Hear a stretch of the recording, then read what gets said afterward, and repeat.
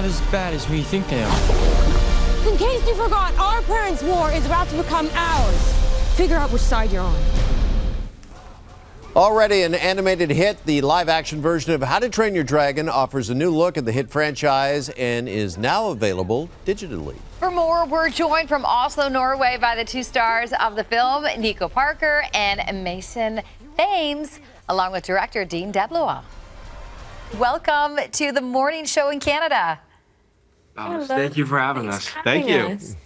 It is our pleasure. I have to begin with how you guys landed the roles. Nico, we hear you have quite the audition story. Do you remember it? I remember reading, and Dean was in the room, and there was one scene where I'm supposed to touch Toothless, and that was quite a prevalent moment in the scene. And I remember saying to Dean, like, is there anything you want me to do for that? Or, like, you know, do you want, like, a nod to Toothless? And he was like, yeah, if you just could pet. And I was like, pet? What do you want me to pet? And he was like, just pet. And I was like, oh, okay, yeah. And so I just kind of, so my worst nightmare is that this video is ever put out onto the internet of me. What? I have a weirder audition story. You have a weirder story than that? Yeah. Of me just going like this? You know the beginning of the second movie where Toothless and Hiccup are on after they first land and crash and they're like cuddling and he's like writing on his map. So that was an audition for the first scene, for a first movie for some reason. And Toothless is a big part of that scene, and I just had a man in a black hoodie who I was cuddling with and like rubbing his head. They clearly put us through the ringer when it came to interesting. Like, oh, bud, and it was like some 30-year-old man. I'm like, I'm so sorry, dude. Yeah. We always had somebody to read lines with the actors and, you know, throw a hoodie over themselves and play the part of a dragon if necessary. But on set, we had the benefit of having a master puppeteer in the form of Tom Wilton and these wonderful foam versions of each dragon, heads and bodies and tails. So Mason never had to act against a tennis ball on a stick. It wasn't simply an eye line. He had a scene partner, and that was incredible for all of us. And Mason and Nico, they just had such a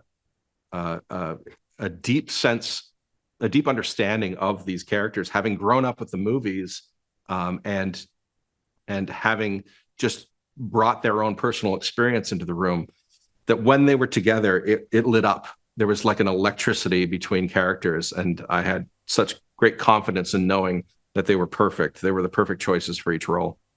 Mason, did you feel any pressure at all portraying Hiccup, given how beloved the animated movies have been?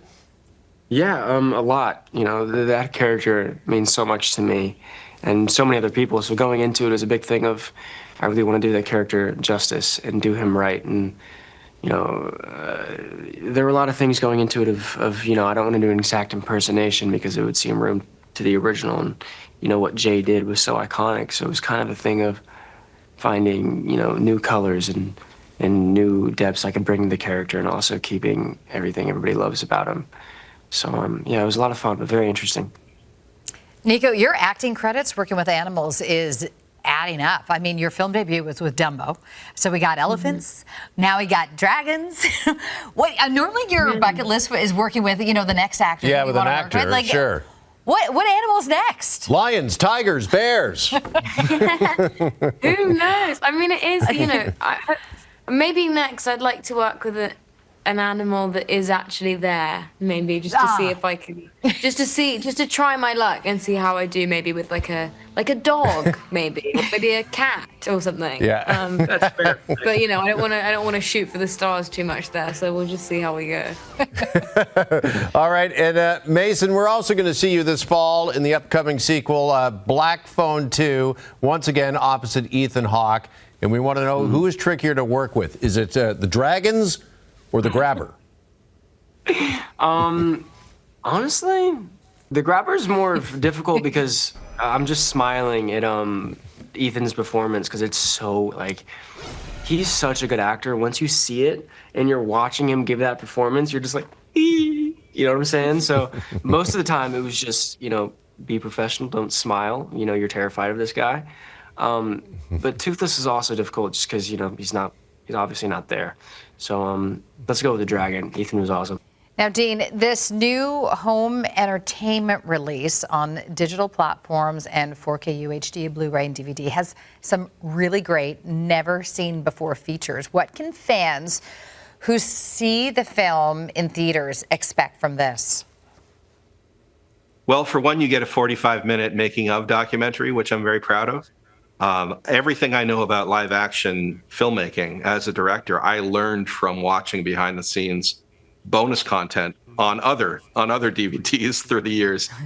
So I would watch the bonus content of movies I didn't even like, just to learn about how the process comes together. Congratulations on the live action version, and thanks so much for joining us. Thank you very much. Thank you Thanks so for your much. time. Thank you so much.